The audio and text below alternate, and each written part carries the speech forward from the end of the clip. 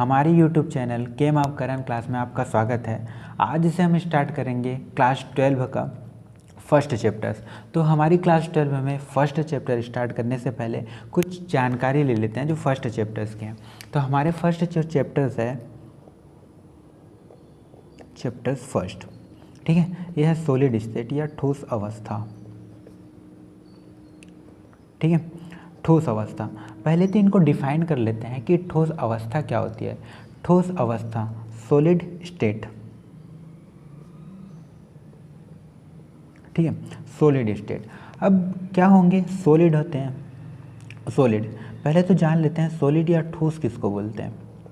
ठीक है, अगर मैं ठोस की बात करूं, किसी परमाणु किसी पदार्थ के अंदर उपस्थित, किसी पदार्थ के अंदर उपस्थित परमाणुओं की संख्या और उनका क्रमबद्ध होना। ठीक है, अब कैसे हैं इसको समझते हैं। अगर मैं बोलूं किसी भी सॉलिड होंगे उसमें उपस्थित क्या होंगे, छोटे छोटे क्या होंगे, परमाणु होंगे और एक व्यवस्थित ढंग से जमे होंगे। ठीक है, व्यवस्थित ढंग से जमे होंगे। तो जब ये एक दूसरे से व्यवस्थित होगा, इनकी व्यवस्थित होने में और एक साथ आपस में जमे रहने में इनके में भी कोई बल काम कर रहा होगा। ठीक है, इसमें भी कोई बल काम कर रहा होगा और इन दोनों के अंदर के जो छोटे छोटे जो परमाणु हैं उनको आपस में एक साथ जो चिपका कर रखने में जो बल काम करेंगे वो बल यहाँ पे कार्य कर रहा होगा। ठीक है, उसको हम लोग बोलेंगे सॉलिड। ठीक है, अवस्था होंगे तो सॉलिड अवस्था को हम लोग 3 टाइप में बांट सकते हैं।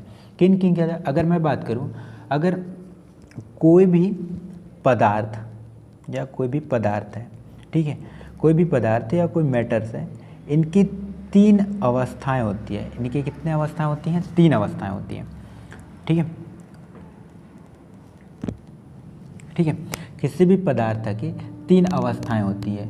ठीक है, और ये डिपेंड करता है उनकी गतिशीलता पर। और यहाँ के जो अवयवी कण होंगे ना वो गतिशील होते हैं। अब इनको समझते हैं कि अवयवी कण क्यों गतिशील होते हैं। बहुत सारे रीजंस हो सकते हैं गतिशील होने का। ठीक है, तो किसी भी पदार्थ की 3 अवस्था होती है। एक को बोलते हैं हम लोग ठोस, एक को हम लोग बोलेंगे गैस, या इसको ठोस द्रव लिखते हैं, सिस्टोमेटिक डालते हैं, और एक होता है गैस। ठीक है, ये 3 कंडीशन है। इसको बोलते हैं सॉलिड, इसको हम लोग क्या बोलेंगे, लिक्विड, और इसको हम लोग बोलेंगे गैस। ठीक है, ये 3 अवस्था होती है। अब ठोस क्यों है, इसी के बारे में पहले भी बता रहा था कि ठोस में ऐसा क्या होता होगा। तो अगर मैं ठोस की बात करूं,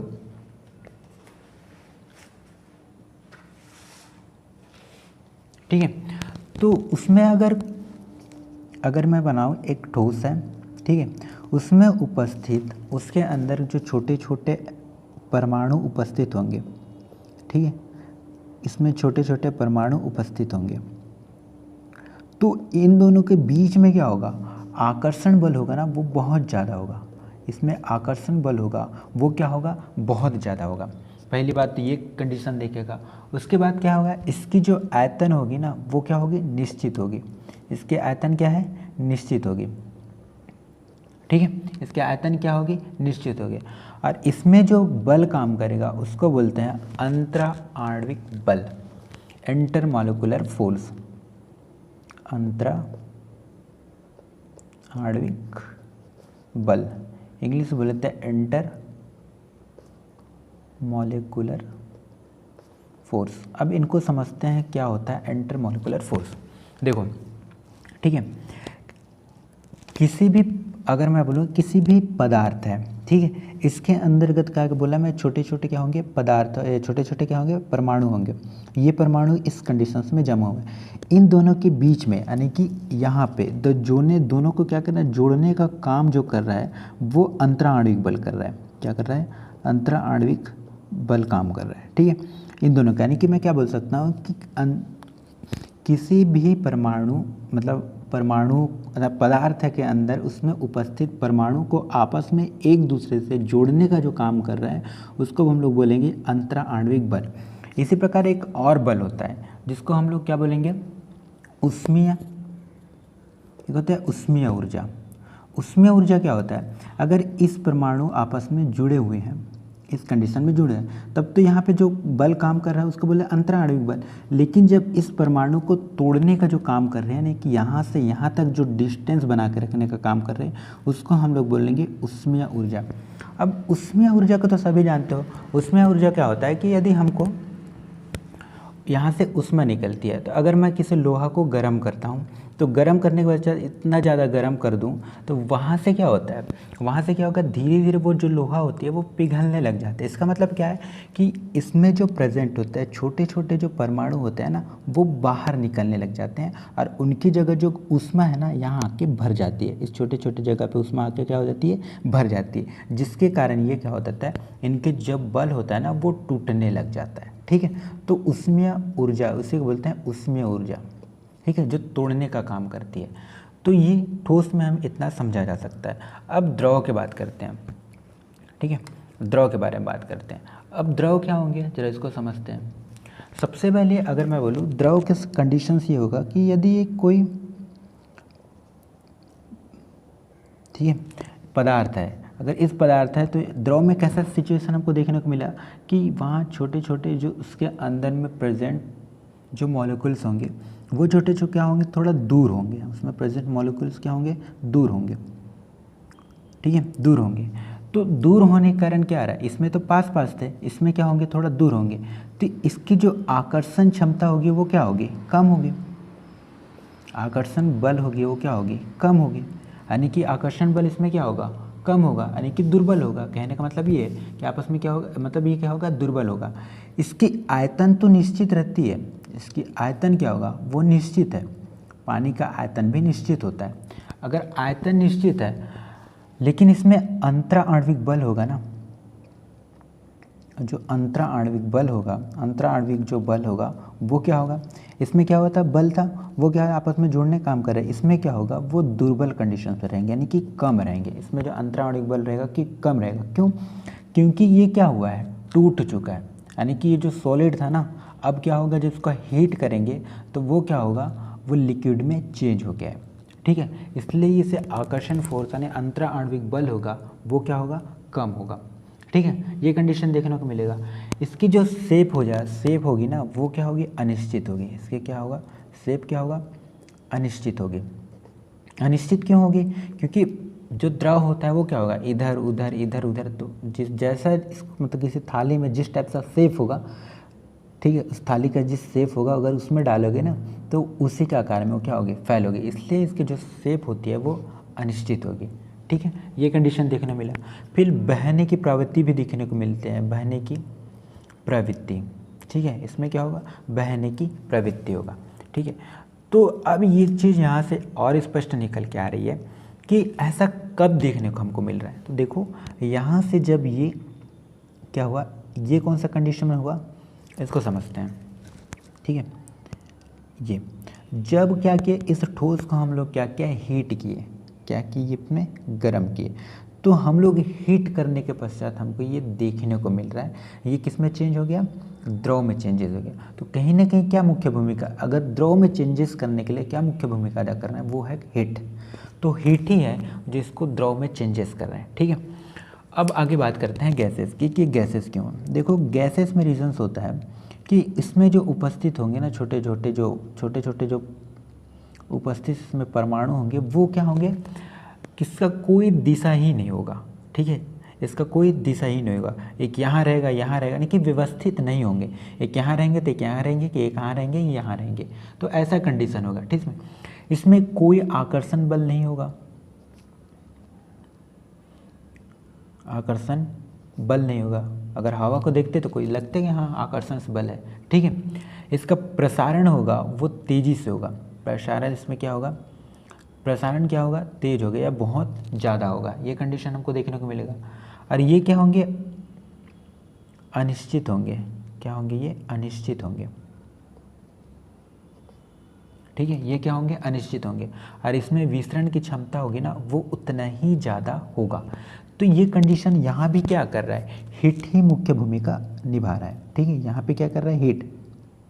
ठीक है, तो ये जो कंडीशन हमको दे रहा है, जो मैटर्स होती है, ये जो मैटर्स का कंडीशंस हो रहा है वो क्या होगा, ठोस होगा तो ठोस का कारण मैंने बता दिया, द्रव का कारण बता दिया, गैसेस के कारण बता दिया। ये हमको किसी मैटर्स के अंदर क्या होता है, देखने को मिलता है। ठीक है, ये किसी मैटर्स के अंदर देखने को मिलता है।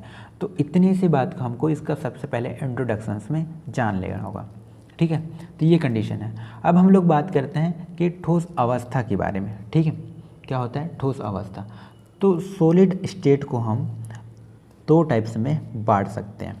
ठीक है, स्टेट का मतलब पता है, स्टेट का मतलब ये होता है, स्टेट का हम लोग जानेंगे क्या होता है स्टेट, अभी तो फिर बांट लेना। तो अब ये सॉलिड स्टेट क्या है इसके बारे में जानते हैं। सॉलिड स्टेट, ठीक है, सॉलिड स्टेट, स्टेट को हम लोग दो टाइप्स में डिवाइड किया जा सकता है। एक को बोलते हैं क्रिस्टल और एक को बोलते हैं अक्रिस्टलीय। ठीक है, इसको बोलते हैं क्रिस्टल और एक को बोलते हैं अक्रिस्टलीय। क्रिस्टल क्या होंगे और अक्रिस्टल क्या है, इसको बोलते हैं क्रिस्टल और ये बोलते हैं एमोर्फस। ठीक है, क्रिस्टल एंड एमोर्फस या अक्रिस्टलीय। अब ये क्रिस्टलीय और अक्रिस्टलीय क्या होते हैं, जरा इनको बारे में हम लोग क्या करेंगे, जानेंगे। देखते हैं क्रिस्टल क्या होता है और अक्रिस्टलीय क्या होता है।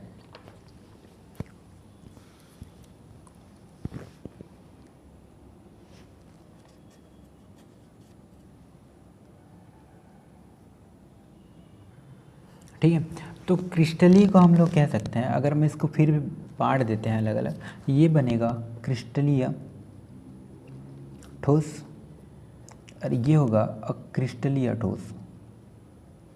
ये क्या होगा, अक्रिस्टलीय ठोस। क्रिस्टलीय ठोस और अक्रिस्टलीय ठोस, चलिए इनको समझते हैं क्या होते हैं। ठीक है, लिख सकते हैं ऐसे ठोस, ठोस जिसमें अवयवी कणों जैसे अणु, परमाणु और आयन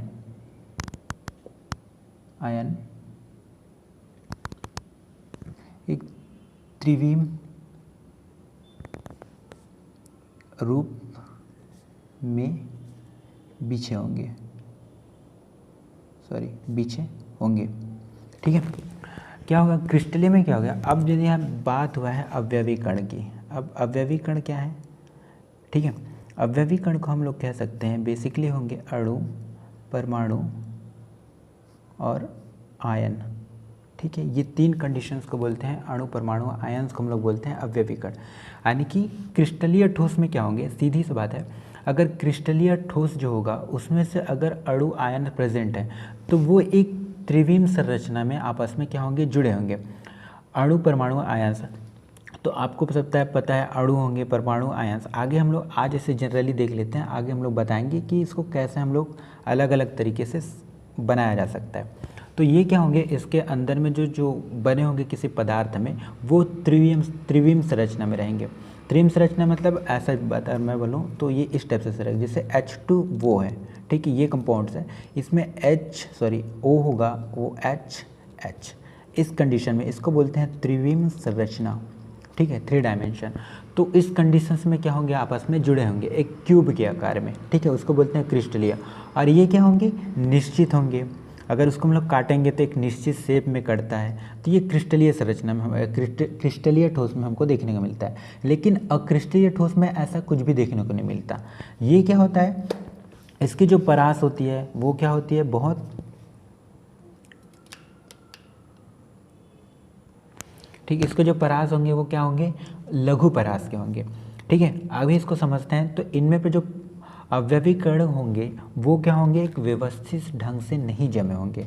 ठीक है, जैसे एग्जांपल के लिए एक प्लास्टिक को देखते हैं, प्लास्टिक को मैं बोलो काट के देखना, तो वो जो कटेगा वो क्या होगा, zig zag zig zag zig zag, मतलब कैसे भी कट जाएगा, ऐसे ऐसे ऐसे ऐसे ऐसे ऐसे कुछ के, ठीक है। तो उसको बोलते हैं अक्रिस्टलीय ठोस। और जो एक निश्चित शेप होगा, जिसका एक निश्चित डायरेक्शंस होगा, उसको बोलते हैं क्रिस्टलीय ठोस, ठीक है। तो इनके बारे में अभी हमको हिंट दे रहा हूँ, इनके बाद डिटेल में इसका अध्ययन करेंगे, ठीक है। तो आज के लिए इतना ही, ठीक है। आगे मैं इनका अच्छे से नोट्स भी प्रोवाइड करा दूंगा इसी यूट्यूब चैनल पे, जो ज़रूर अपने कॉपीराइट कर लीजिए, क्योंकि मुझे नोट्स अभी यहीं भी प्रोवाइड कराना है और यूट्यूब में इसका नोट्स मैं प्रोवाइड करूंगा। अभी मुझे समझाना था इसलिए मैंने समझा दिया। सो